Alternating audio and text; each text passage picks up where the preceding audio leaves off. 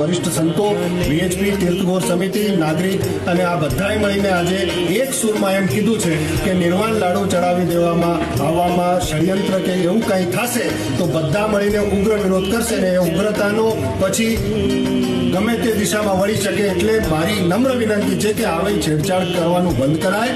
હાઈકોર્ટમાં કેસ ચાલી જ રહ્યો છે, નિર્ણયની રાહ જોવાય ત્યાર સુધી આવી કનડગત ના કરવી જોઈએ. અસ્તુ. જય ગિરનાર.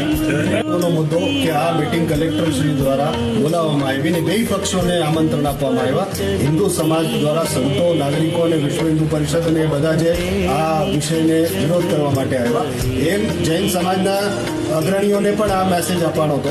પણ આજે આ મિટિંગના અંદર એમને ખબર છે કે એમની પાસે કંઈ જ નથી અને ગડબડ વિરોધ થશે ને એમને પુરાવામાં બતાવવા માટે કંઈ નથી. આવી રીતના કરીને મિટિંગમાં આવ્યા જ નથી અને આવું જ કરે છે આ લોકો. જુનાગઢ આવે ટપલી મારીને વહી જાય, જુનાગઢ આવે ટપલી